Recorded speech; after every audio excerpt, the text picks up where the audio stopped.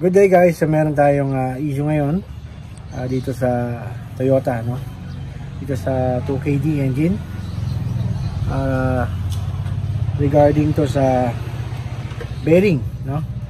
So, sa bearing to sa harap ng makina. Okay, pakita ko sa inyo. Okay, yan. So meron tayo dito.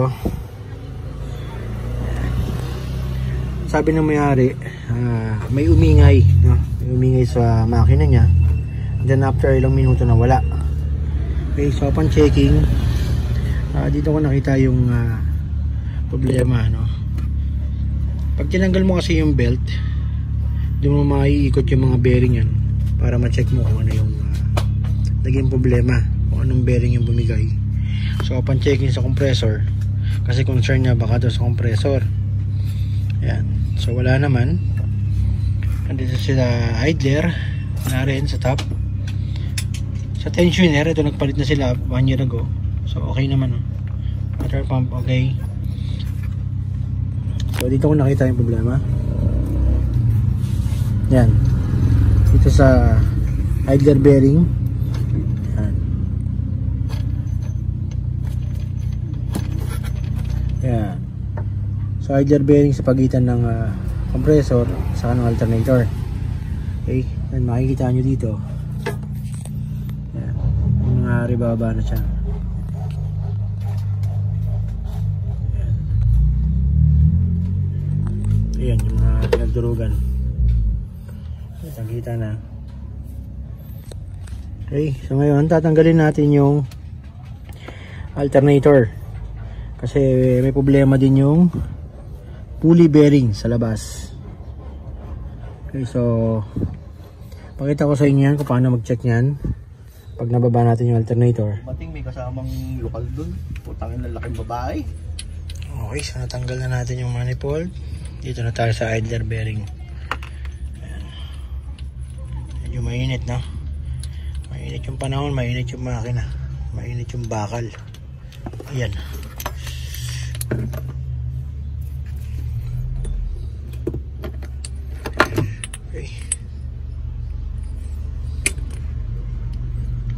Ayan. So ito yung nasira. Replacement na pala, no? Oh shit.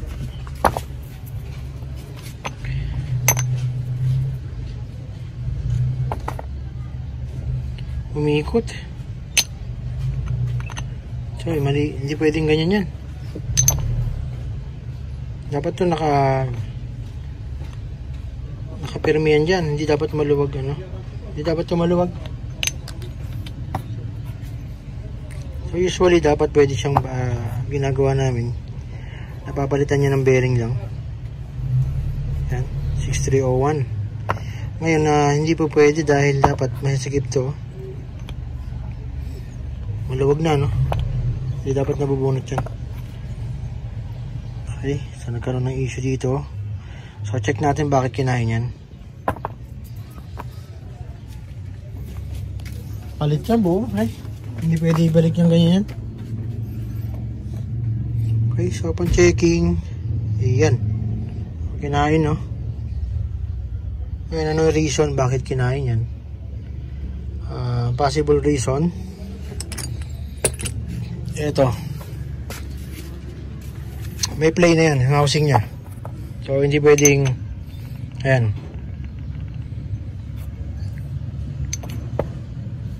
umiikot na. Kailangan natin palitan ito buo. Idler bearing assembly, no?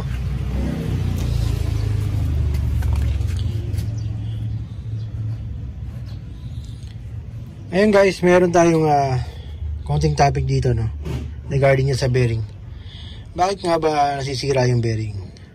So yung bearing wala talagang habang buhay na bearing. So yung bearing wala talagang forever yan, no? Dahil ayan, pati yung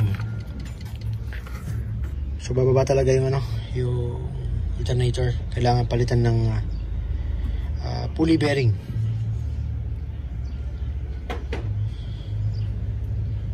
So ngayon, yun talagang bearing yan, walang forever yan dahil nagdadry yan. Yung mga grasa sa loob niya natutuyo.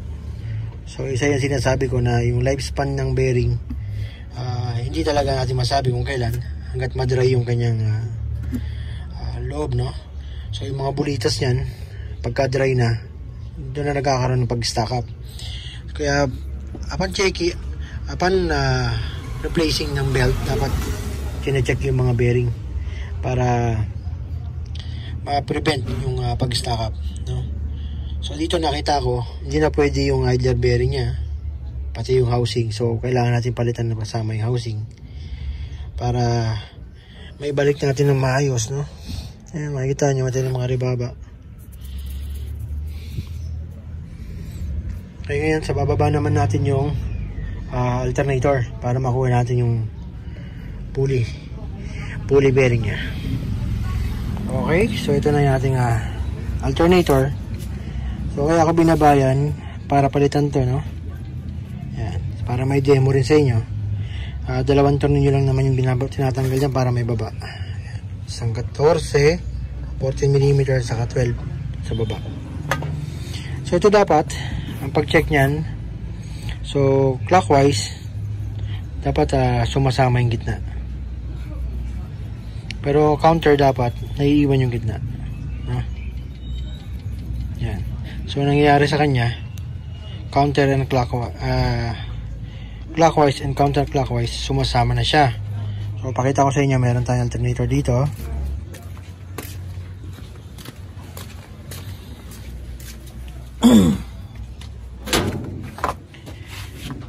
So ayan, so hindi ko na matanggal sa pagkakatali.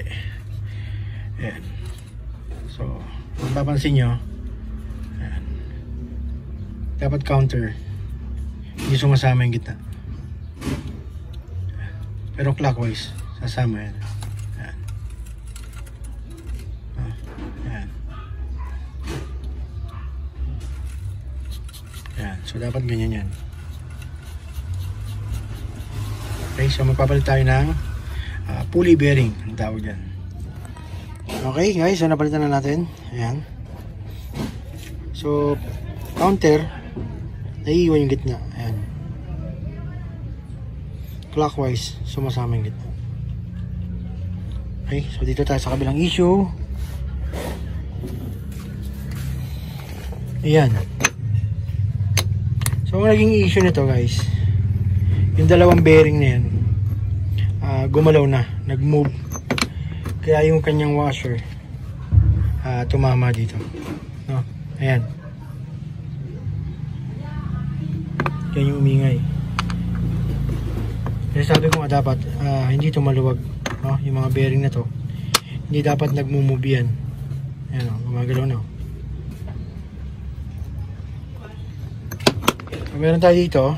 So ito na lang kakabit namin, yung SAR Plus, pero goods pa yung kanyang bearing. Ayan. So ang original bearing yan yung kulay blue. Ayan. So yung mga bearing nito replacement na rin yung dati.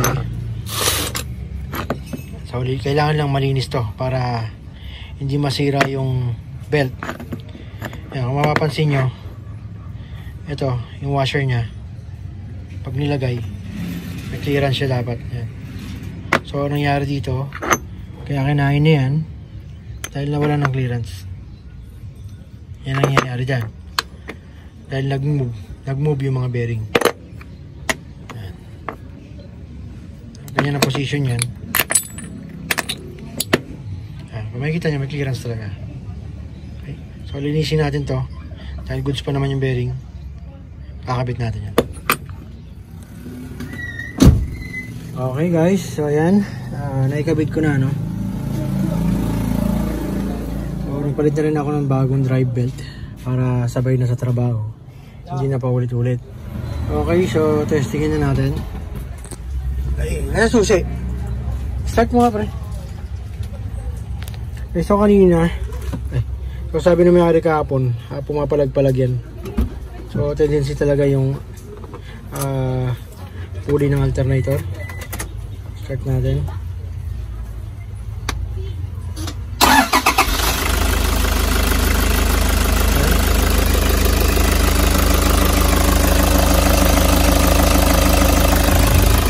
makikita nyo, stable na.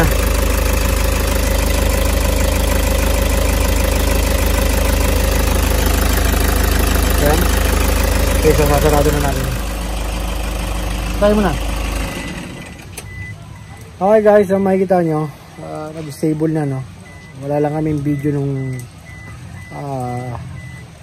pagpalag-palag ng makina. So ang nangyayari sa kanya, medyo gumaganon-ganon yung makina. Diyan may tumutunog. So yung tunog nga na yun ang gagaling niya sa may pulley. Ngayon, bakit nga ba nasisira yung pulley, no? O yung mga bearing? Unang nasisira yung mga bearing yan dahil nagda-dry nga, no? Gaya na sa ibang mga video ko, pinaliwanag ko yan. Nagda-dry yung kanyang mga grasa sa loob, dahilan para masira siya. Ngayon, yung pagkasira ng bearing, meron akong nakakita niya na ang sabi dahil daw sa belt, no? Masira daw yung bearing dahil sa belt. So kung isipin mo, no, paano sisirain ng belt yung bearing? Parang baliktad, no? Dapat masisira yung belt nang dahil sa bearing. So dyan makikita mo talaga kung yung gumagawa ng video, siya yung gumagawa o siya yung nag-a-apply ng trabaho. Dahil nandun yung theory o nandun yung explanation kung bakit nasisira ang isang pyesa. Okay? So ngayon sasara ko muna to. So ngayon dito sa video na to, meron talagang iba't ibang dahilan or iba't ibang sira. Magkakaparehas ng diagnose, magkakaparehas ng nararamdaman, magkakaiba ang sira.